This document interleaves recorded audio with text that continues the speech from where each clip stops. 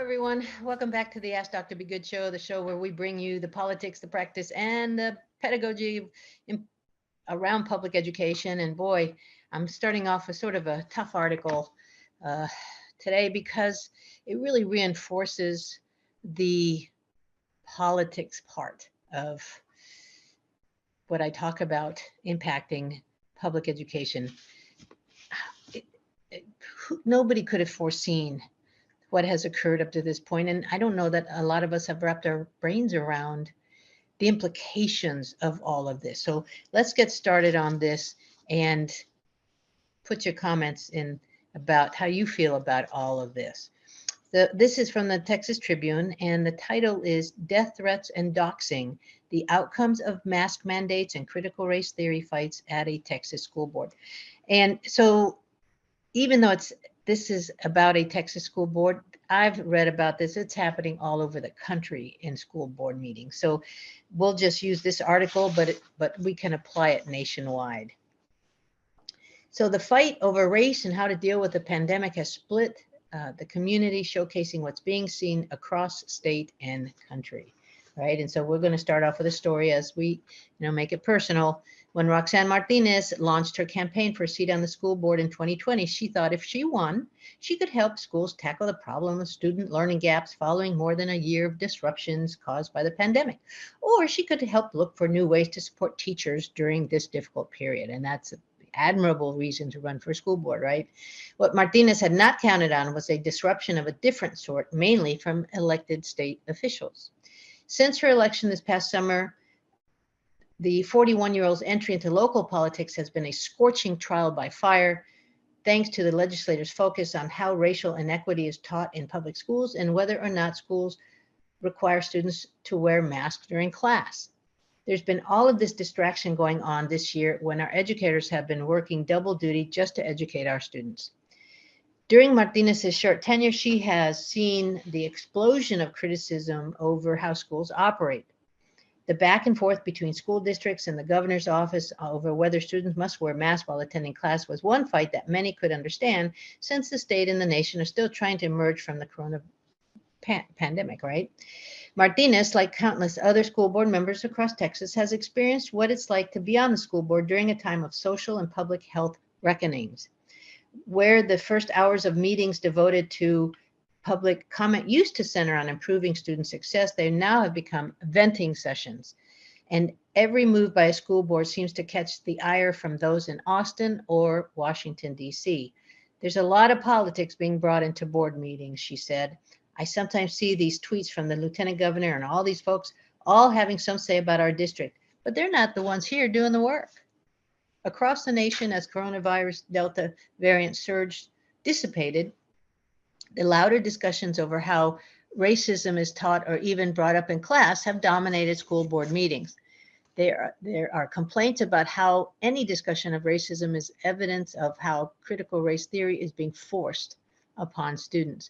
Critical race theory, which holds that racism is embedded in legal systems and other policies, is a university level subject and not one that's been introduced in any secondary school in Texas. But CRT has become a shorthand for some members of the public who label any discussion of race as critical race theory. And now a vague new Texas law keeps teachers from being forced to discuss controversial issues of public policy or social affairs, emboldening parents and other critics to root out what they see as unwanted discussions of race forced upon students. But classroom discussions about race were not the only thing state lawmakers that they want to put in check. Lawmakers began looking into any type of books Texas schools have on library shelves. The governor has called for investigations into whether students have access to what he described as pornographic books in Texas public schools. And again, this happens to be about Texas, but folks, we know this is going on in other states, Florida, and as one of them. We seem to mirror each other in some of these practices. But classroom discussions, I will tell you, no librarian thinks that he or she is ordering porn for their libraries, right? So back to Martinez, she knew the critical race theory debate had been playing out in surrounding North Texas cities like Southlake, the affluent suburb that sits between Fort Worth and Dallas, where a school diversity and inclusion plan, as well as how parents opposed the plan, they started a political movement there, were the subject of a 7-part NBC podcast released earlier this year. And in nearby Colleyville, a Black principal resigned in November after being put on paid administrative leave in August amid accusations he was teaching and promoting critical race theory. Now, it's about 6 months after Martinez was elected, these fights among the community haven't stopped. The Texas Republican Party announced it formed a new local government committee to work with county parties on backing candidates in nonpartisan local elections. Back in Martinez's district, divisiveness has reached such a fever pitch and which has led to doxing incidents. Now, many of you probably don't know what doxing is. Let me read you what doxing is, because again, so many new terms. Doxing is to search for in public private or identifying information about a particular individual on the internet, typically with malicious intent. Hackers and online vigilantes routinely dox both public and private figures. So that was something that was happening, that started happening in this district. So doxing incidents in which the addresses of more vocal community members were released on the internet by former co-chair of the school's Racial Equity Committee. In response, former co-chair Norma Garcia Lopez received death threats and was doxed herself. Ironically, the committee formed in 2016 was formed to bridge the gap in learning inequities and inequalities. So, Lieutenant Governor himself has commented on the school district's committee, calling for the resignation of the committee's co-chair. What's happened in this district is a reflection of a greater narrative that's going around nationally, said Martinez. I just kind of walked into it as a new trustee. The sharp divide in this district can be traced back to a particularly heated late June school board meeting over so-called critical race theory that stretched a 2-hour meeting into a 5-hour meeting. In the following months, tensions flared up even more when the superintendent defied the governor and enacted a mask mandate in early August without a vote from the board. Days after, 4 parents sued the district, saying that the mandate was illegally put in place, and successfully gained a temporary injunction while the lawsuit continued to be resolved. While the parents, for now, have successfully blocked the mandate, this prompted backlash from Garcia Lopez, then the co-chair of the district's Racial Equity Committee. Weeks before she was appointed, Garcia Lopez expressed her frustration by calling one of the parents in the suit and leaving a profanity-laced voicemail. She also posted information online about the parents, which she said she found on the suit. The posts have since been taken down. But again, folks, we just are not staying kind and using common sense. Some people find my choice of words in that message offensive, she said in a statement to the Tribune, this journal. What's really offensive is that 4 white parents can flex their privilege, risking children of color in the process, and expect to do it with impunity. That should be a red flag to everyone.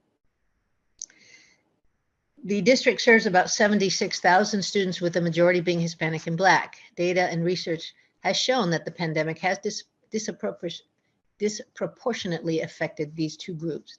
Following Garcia Lopez's actions, Fox News wrote an article detailing what she did, and then death threats came her way. Soon after, her inbox was filled with vulgar, racist threats and other sexually explicit messages. And now I'm reading this to y'all folks because this is the world we're living in, and that we've got to stop. We've got to put a stop to this. Some told her to come to another school board meeting so that they could come in droves to fat shame her. Eventually, someone published her home address on the internet, and she was forced to move, fearing for her family's safety. Garcia Lopez stepped down as co-chair of the committee on December 8th, saying that it was necessary to step down so that the committee can continue its work without distraction. My departure follows more than 3 weeks of relentless attacks by white supremacists who lied, threatened death threats and sexual violence, spewed vile hate speech, and harassed members of my family, Garcia Lopez said in a written statement. It was fueled by international coverage in extreme media outlets and by state-level elected officials. Garcia Lopez said in a statement that she was devastated by the silence of the Fort Worth School Board. The district said in a statement that Ms. Norma Garcia Lopez is a community member, not an employee of the district, and has voluntarily relinquished her position as co-chair of the Race Equity Committee. Todd Daniel, one of the parents on the suit, said that challenging the mask mandate is just the beginning for him and several other parents who are organizing to root out what he terms critical race theory in the district. Daniel said that masking and the conversations of race go hand in hand. They're tying our desire not to have to make our kids wear masks at school for 8 hours to we're racist and we're white supremacists. Another parent on the lawsuit said in a statement that it's been disheartening to see that people have tied mask mandates to one's race. The color of one's skin plays no part in my belief that families should have the option to choose whether they mask their children or not. We should all be able to disagree and still remain respectful of one's opinions. While they wait for the lawsuit to be resolved, Daniel said the critical race theory is indeed being taught in the district. So that one of the parents saying, indeed it is. The district itself claims it has not taught critical race theory in classrooms. But the district does offer instruction for teachers about critical race theory. The school district's online handbook mentions an introductory course for teachers on critical race theory.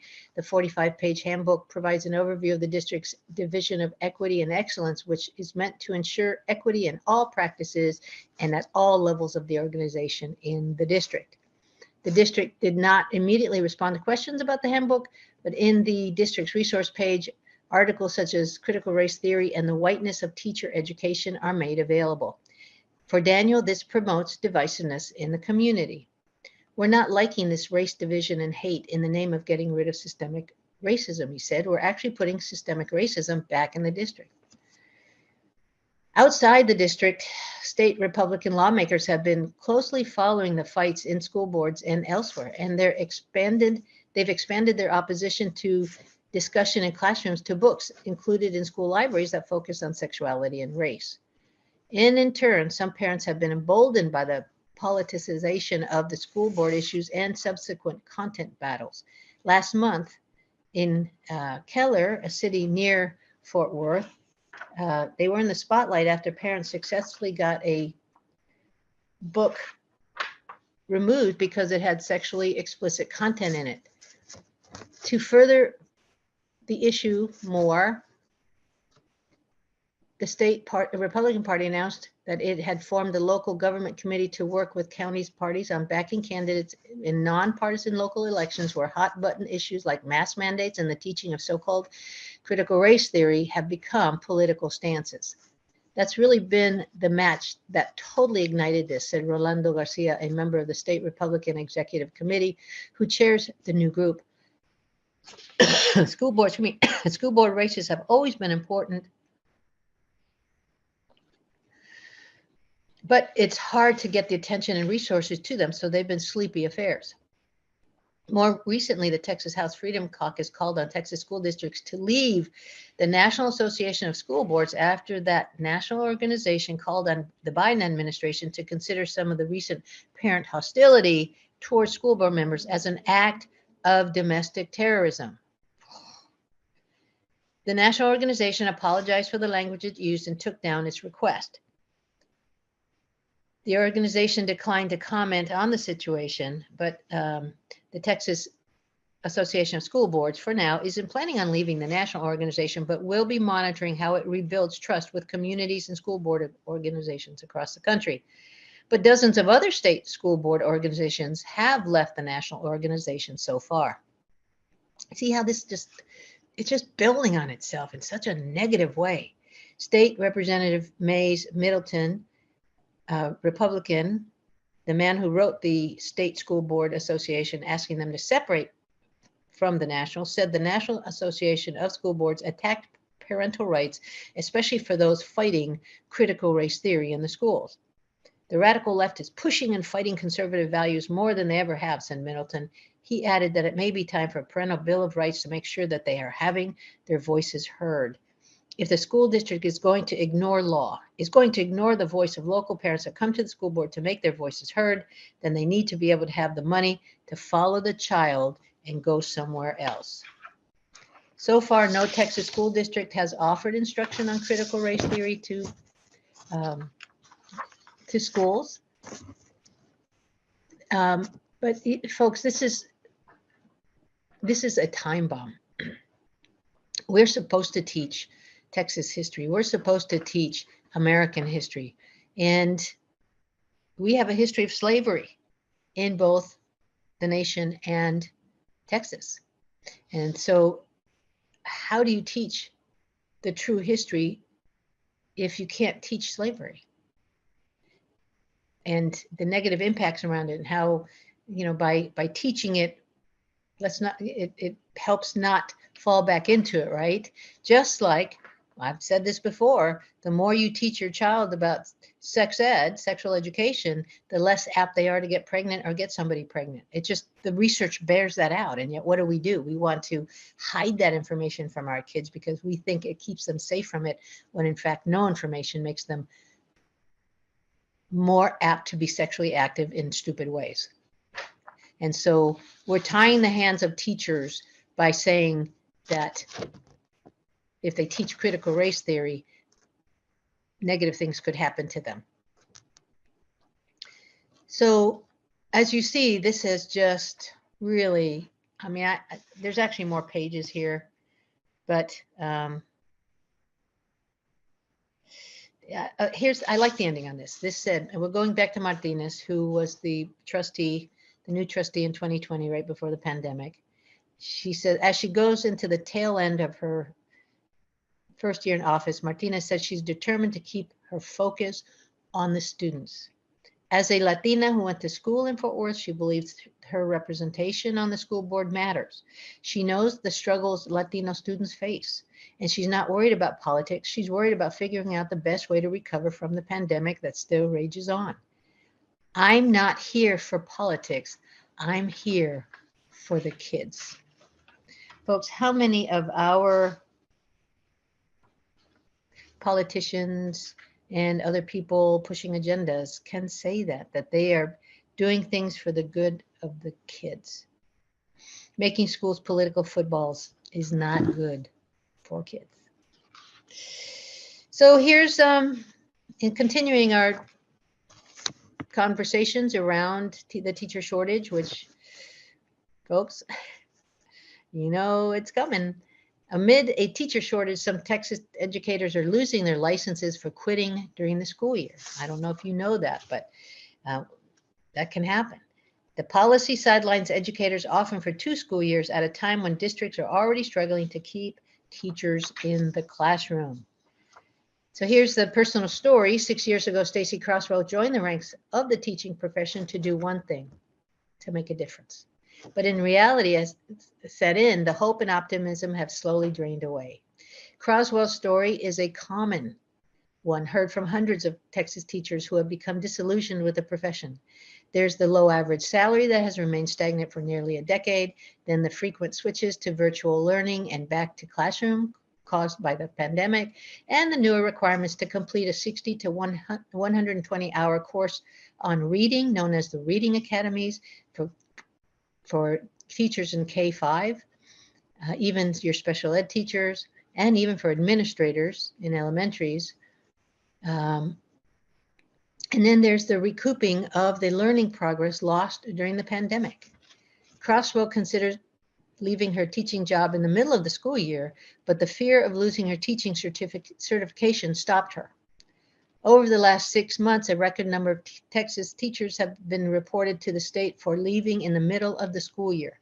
Doing so means a district can have that teacher's license revoked. Crosswell, who is a second grade teacher in the Humble Independent School District, says she wasn't going to risk getting reported and potentially losing her certification, even though she still plans on leaving the profession at the end of this year. It's my safety. If I lose my teaching certificate, I'd be out of luck. So it's her fallback plan, right? Districts in the past have reported teachers to the state for leaving before their contracts are up, but over the last year, there's been a surge in such reports, while at the same time, we have this statewide teacher shortage.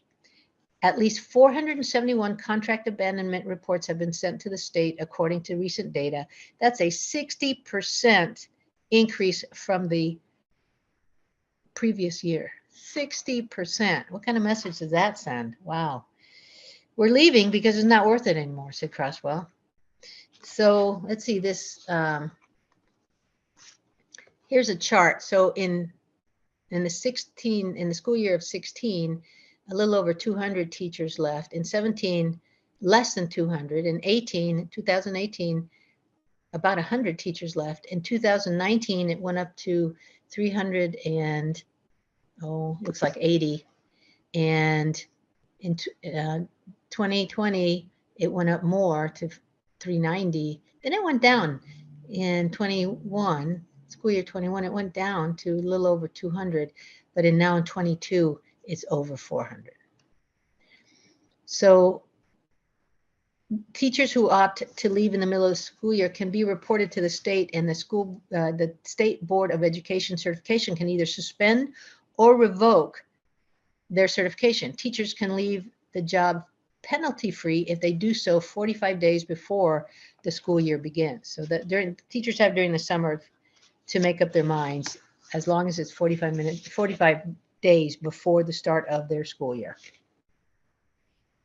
Paul Tapp, an attorney for the Association of Texas Professional Educators, provides legal counsel for teachers looking to understand the consequences of contract abandonment.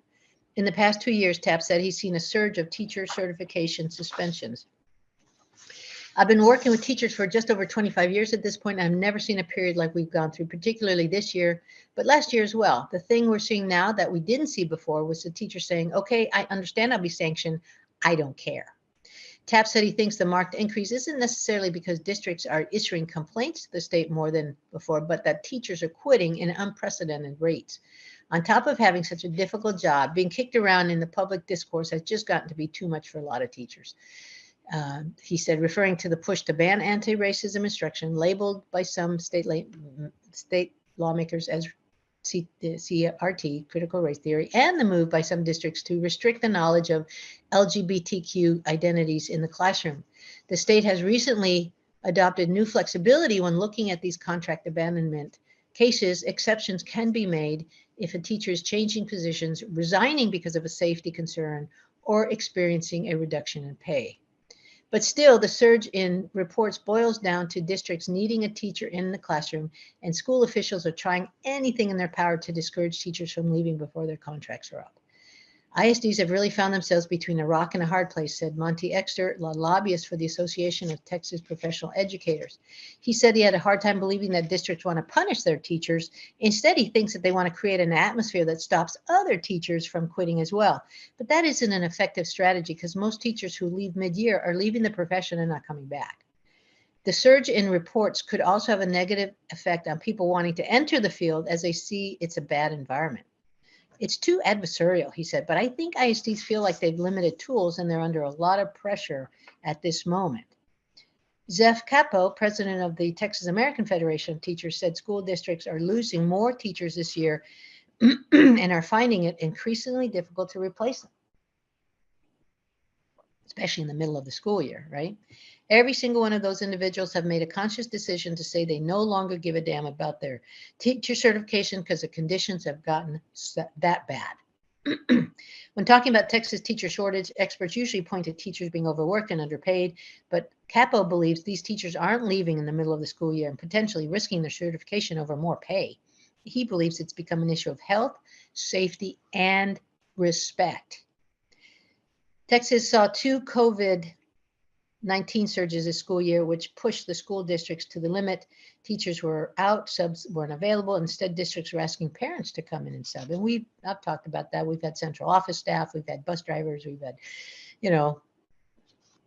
practically the custodian. I haven't heard that, but practically, right? They probably considered it because they were so desperate. So when Crosswell was making her decision to leave, she said it boiled down to putting her interests first. Teachers, for the most part, are asked to be selfless and put others ahead of themselves and their families. My mental health is greater than the need, she said. So again, I could go on, but I will say what the lawyer Tapp said. I certainly understand that you can't walk away from it because you don't feel like doing it. I mean, but better ideas would be to give thousands of dollars in bonuses, like some districts have done, to help teachers, sort of decide to stay because of the bonuses. But the state should consider meting out lesser sanctions. An inscribed reprimand on a teacher's license, for example, would permanently reflect their decision to leave, but it wouldn't keep them from getting a job. They'd have to explain why they left to any district that's interviewing them, right? But, the idea that a one-year suspension is the appropriate sanction for a teacher who abandons her contract is something that was just decided. There's nothing that is written in stone that it has to be that sanction. I understand that there's a balance that has to be considered because we do need teachers in the classroom, but I think teachers, like any professional, should be able to expect that the expectations put on them are going to be reasonable. And as we have heard time and time again, what we're putting on teachers has gone beyond reasonable with the workload, many times the amount of kids in the classroom, and so forth. So I know those have been a couple of tough articles. I'm going to end with a cheerier one. You guys know my focus on health is strong, and so this one caught my eye. So let's end with happier news. Want to be happier? Look at what you're eating. So there's a scientific link between happiness and nutrition. You've probably heard the saying, "You are what you eat," and it's true. We all know that eating nutritious food can have a positive impact on our physical health, but did you know that it can also affect your mental well-being, specifically your mood? So the link between happiness and nutrition is real. So let's see, how does it do that? Eating nutritious foods helps to improve our physical health, and that in turn can lead to increased energy and improved moods. When we feel good physically, we're more likely to feel good mentally too. This is because our physical and mental health is interconnected, and when one is out of balance, it can have a negative impact on the other. Nourishing our bodies with healthy foods helps reduce stress and anxiety, as well as improving our overall sense of well-being. When we make good nutrition a priority, it can lead to other healthy lifestyle habits, such as exercising regularly and getting enough sleep. And these habits also contribute to increased happiness. So what kind of foods, right? By making sure we're eating healthy foods, we're not only improving our physical health, but also our mental well-being. And that's something worth smiling about. So what are foods with mood-boosting powers? How about dark chocolate? Cocoa boosts serotonin in the brain. How about blueberries? These little berries are packed with antioxidants that have been linked with improved brain function and a reduction in cognitive decline. Salmon is a great source of omega-3 fatty acids, which improve mental health and reduces inflammation. Nuts and seeds are a good source of essential nutrients and antioxidants, making them great for maintaining good health. Avocados are rich in healthy fats and nutrients and have been linked with improved heart health and decreased risk of cancer. Leafy green vegetables, you knew those were coming, are full of vitamins and minerals and have links with a variety of health benefits, including reduced risk of cancer and improved brain function. Eggs are a good source of protein and nutrients. Yogurt, but you have to buy the yogurt that hasn't been too pasteurized, that kills all the probiotics in there. So you have to hunt that carefully. Coffee has been shown to improve mood and cognitive function. So if you need a pick-me-up, reach for a cup of coffee. There's some back and forth on that, not too much coffee. In conclusion, if you're looking for foods that will boost your mood and increase happiness, look no further than the list above. So the sources for this medical news today: mentalhealth.org, WebMD, Healthline, and NIH study. So there's things that you can do to stay healthy in mind, body, and spirit. And there's things that you can do to let your legislators know how unhappy you are with their current use of school districts as political footballs. Don't forget, it's so easy. I've put it in the post before. If I may do it again, but you all should know by now. You just Google, find my legislators, and then you put in your zip code, and there they are. And if you can dictate to your phone. You can do it through your phone, dictate the message so that you don't even have to type it. It's so easy to send continual messages to your legislators so that they hear your voice. They understand that your concerns. And if enough of you do it, it will make a difference. Well, all right, everyone. As always, time goes fast in our world. Thanks again for being here, and have a great week.